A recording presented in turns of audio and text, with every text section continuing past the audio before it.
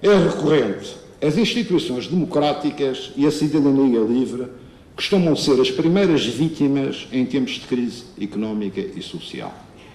Por isso, no atual quadro de dificuldades, a Câmara Municipal do Funchal tem de continuar a manter a sua independência funcional e política, revelar-se imune a pressões e influências ilegítimas, valorizando o diálogo e a auscultação das pessoas e das forças vivas na prossecução das suas políticas.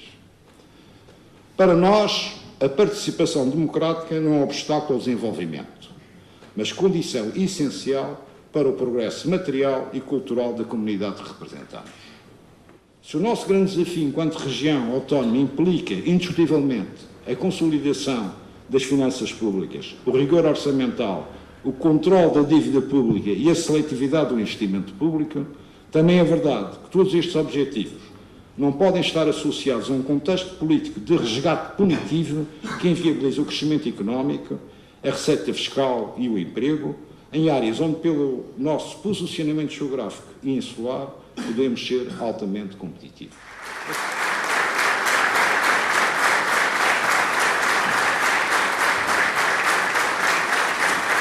É inerente a cada um de nós termos virtudes e defeitos, mas em relação a quem serve a causa pública e no momento de partida, impõe-se relevar as virtudes e reconhecer todo o contributo dado ao bem comum, remetendo os inevitáveis defeitos individuais para a própria natureza humana.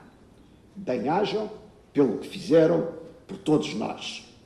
Uma sociedade democrática tem o direito de cultivar a diferença, de opor pontos de vista alternativos, até de inflamar discussões na diversidade dos temperamentos. Mas, sobretudo, tem a obrigação ética de saber mostrar reconhecimento àqueles que serviram o povo. Todas as sociedades que se consentem viver na obsessão patológica de destruir pessoas por causa de pontos de vista diferentes, que não são capazes de reconhecer quaisquer quotas de mérito a quem trabalha para a comunidade, são sociedades em autodestruição. Não se trata apenas de déficit democrático, mas, sobretudo, de regressão cultural e civilizacional. Minhas senhoras e meus senhores, ilegítimo que é o regime político português, porque antidemocraticamente impedido de ser referendado pelo povo soberano, o regime também ilegitimamente impõe restrições aos direitos, liberdades e garantias individuais nestes períodos que antecedem quaisquer tipos de eleições.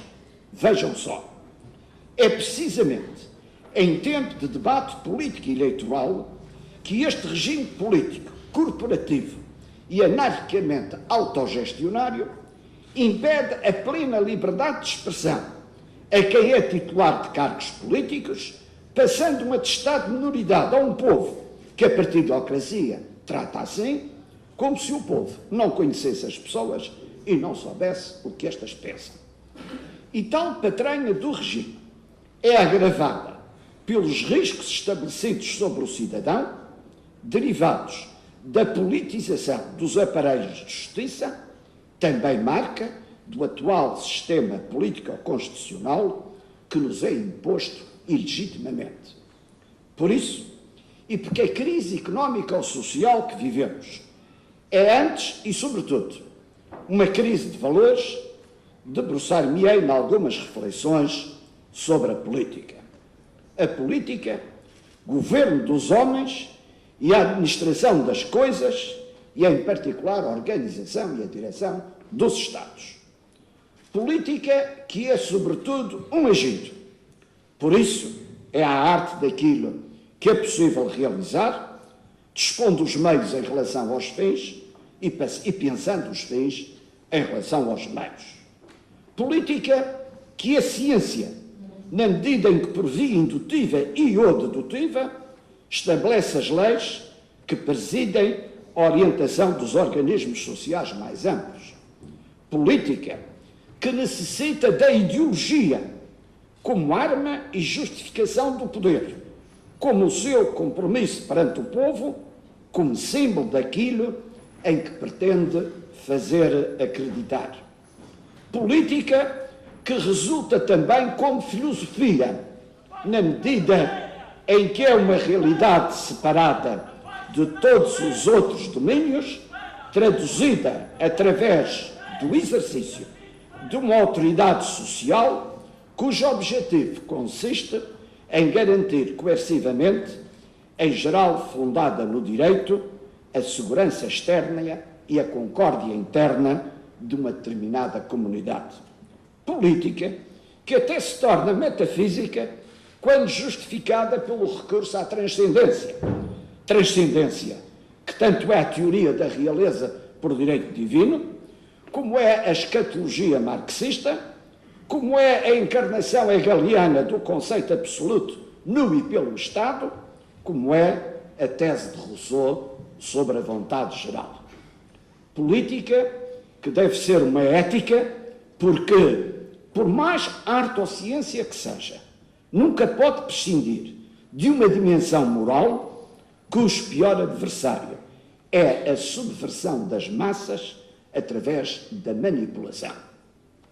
E até se pode falar da política como teologia, não só pelas diferentes posições que a política ao longo da história teve de tomar face à religião, mas porque, tal como a fé se traduz em várias teologias, também se pode traduzir em várias políticas. Daí que, mesmo que se referindo exclusivamente ao âmbito das realidades materiais, existem, por exemplo, a teologia da esperança, a teologia da revolução, a teologia da libertação, etc. Mas, afinal, o que é a tal dimensão moral de que a política não deve prescindir? A realidade moral, também na política, é o agir livre do homem perante o bem e o mal, enquanto ser racional e livre. Trata-se de uma decisão racional e livre que, contrariamente ao que diz o relativismo, pressupõe ser confrontado com normas que regem a pessoa. Ora, porque é de política que estamos a falar? De aqui se passa a ética, que é a parte da filosofia que se ocupa dos costumes e dos deveres do homem. Perante a ambivalência do bem e do mal, a ética estabelece o código moral de conduta, um conjunto de princípios morais e de conduta pelos quais se rege o indivíduo na sua vida ou no desempenho de uma profissão ou atividades. A ética não se trata de uma mera ciência dos costumes, como entende o positivismo. A ética política é normativa porque se trata de um dever ser e não apenas do ser.